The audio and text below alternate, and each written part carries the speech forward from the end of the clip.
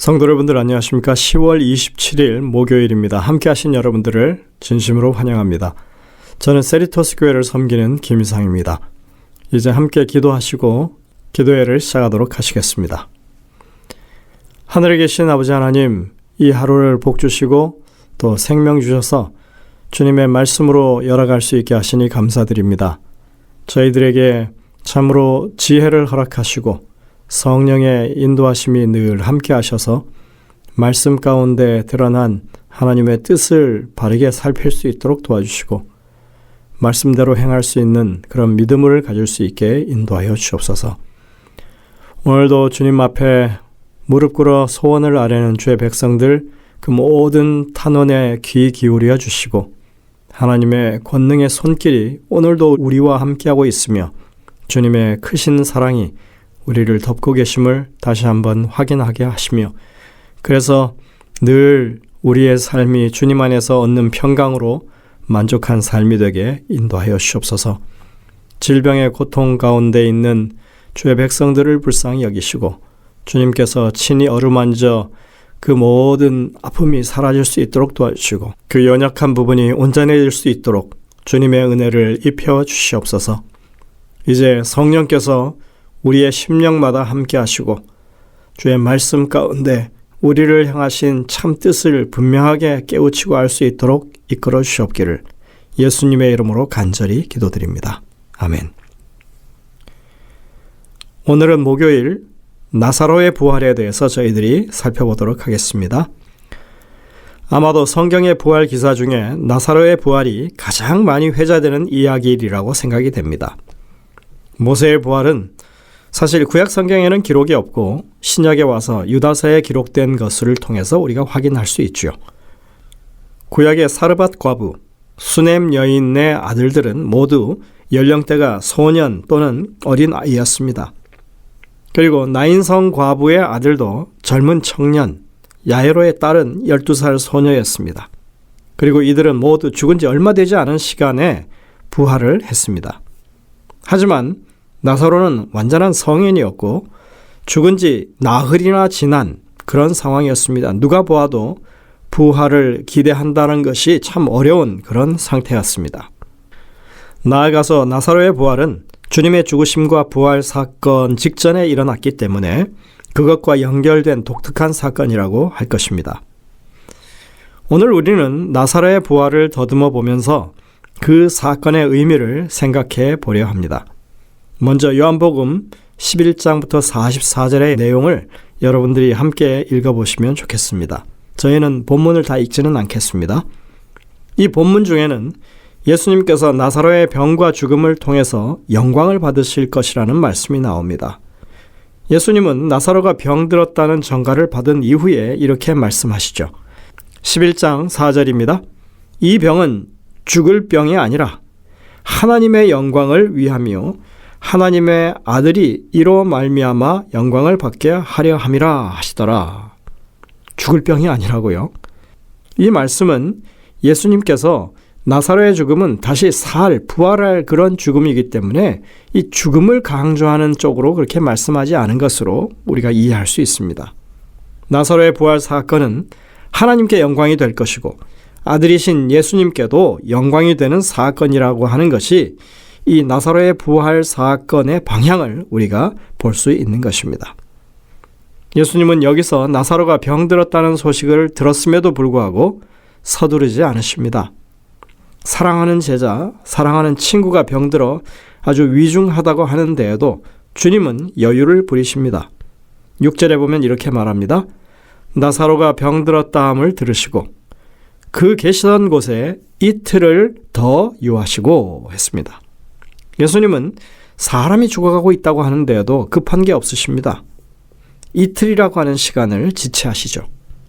우리가 어제 봤듯이 예수님은 야이로의 딸을 고치러 가는 와중에도 지체하셨던 것을 볼 수 있습니다.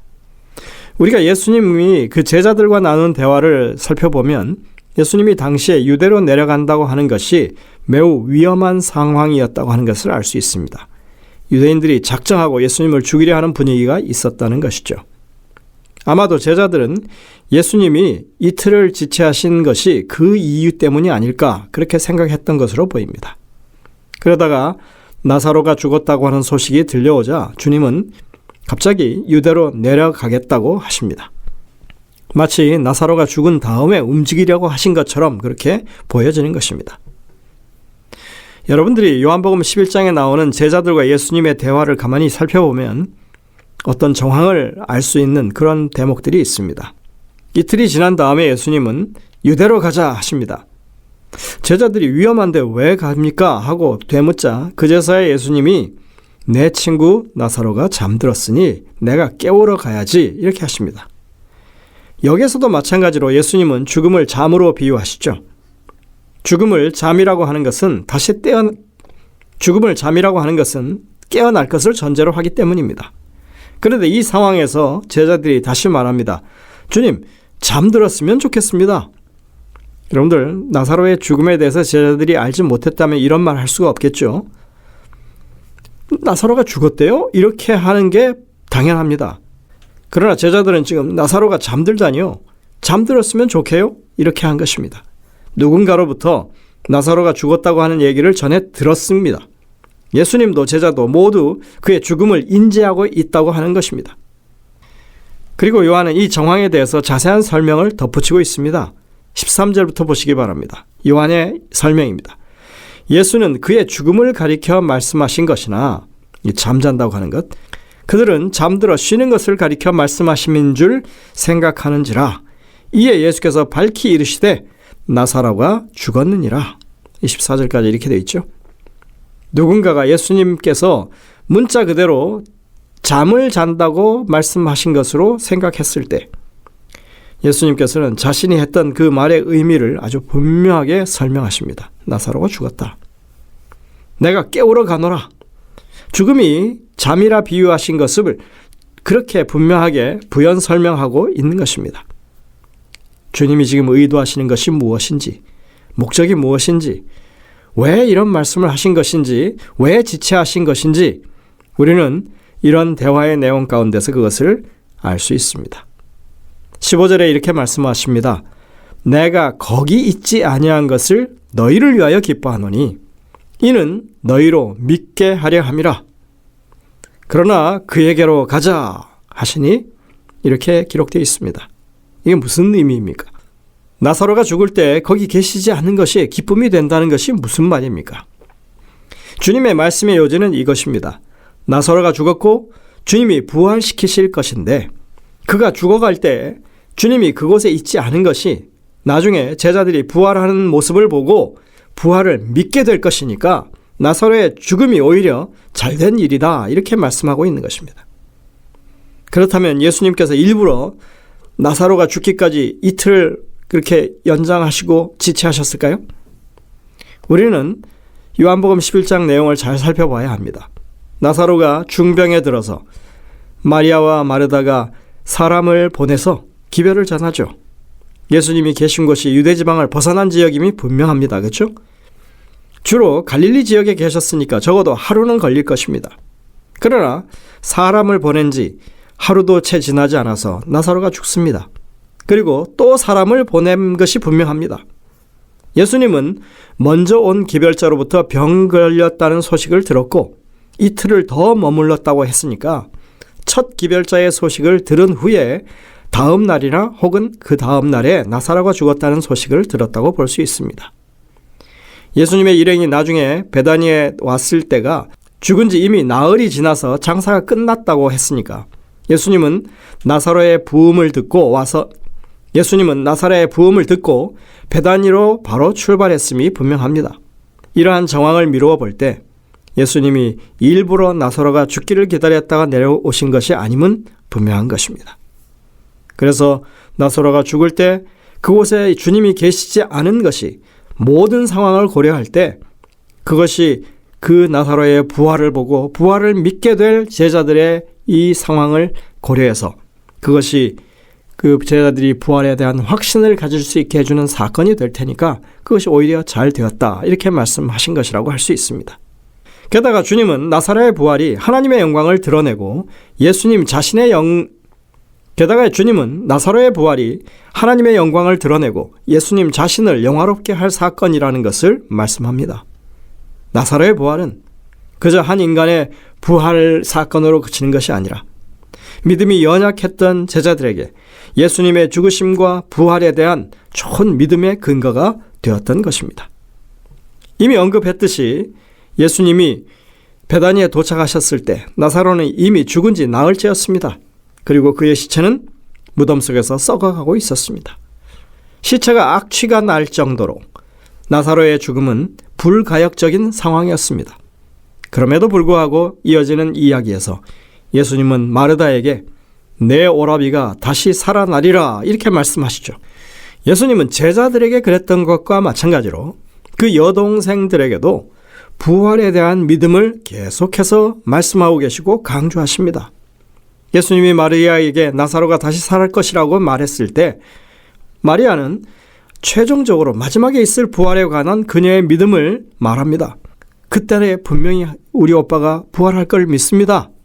그러나 예수님께서는 다음과 같이 말씀하십니다. 나는 부활이요 생명이니 나를 믿는 자는 죽어도 살겠고 무릇 살아서 나를 믿는 자는 영원히 죽지 아니하리니 이것을 내가 믿느냐? 그리고 예수님께서 이어서 또 말씀하십니다. 내가 믿으면 하나님의 영광을 보리라.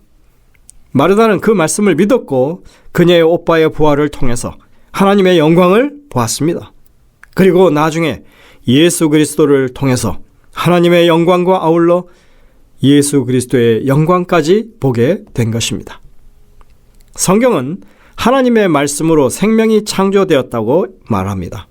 나사로의 경우에서처럼 생명은 그분의 말씀을 통해 재창조될 수 있습니다.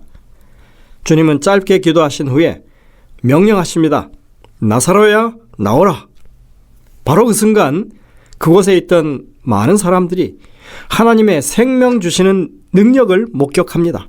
그 능력은 세상을 존재하게 했던 능력이었고 마지막 때에 부활을 통해서 죽은 자들을 다시 살려내실 바로 그 능력이었습니다. 예수님께서는 나사로를 살리심으로 우리와 같은 유한한 존재들이 겪을 수밖에 없는 죽음을 물리칠 능력이 자신에게 있다고 하는 것을 증명해 보이셨습니다.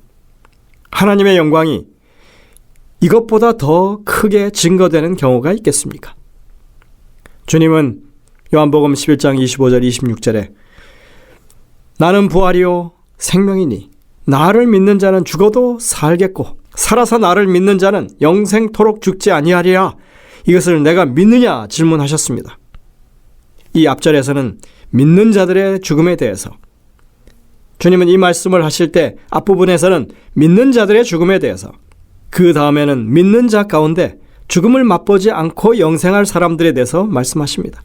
우리는 죽어서 부활을 맛보든 살아서 주의 영광을 바라보든 모든 경우에 다 영생이 보장된 사람들입니다. 오늘 우리는 나사로의 죽음을 가만히 살펴보면서 주님이 그를 얼마나 사랑하셨고 또 그 주변에 있는 많은 사람들이 예수 그리스도의 부활에 대한 믿음을 가질 수 있도록 이 나사로의 부활을 통하여 우리에게 입증하고 계신다고 하는 것을 알게 되었습니다. 여러분들, 우리는 분명히 부활할 사람들입니다.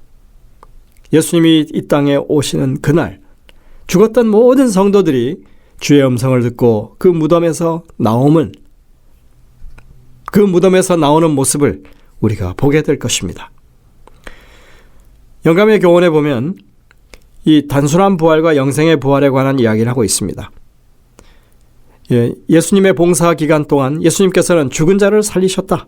그분은 나인성의 과부의 아들과 관원의 딸과 나사로를 살리셨다. 그러나 그들은 불멸의 옷을 입지 못했다. 살아난 후에도 그들 역시 죽음에 정복당했다. 그러나 예수님이 부활하실 때 무덤에서 부활한 사람들이 있었다고 기록하고 있죠. 그 사람들은 영생으로 일으킴을 받았다.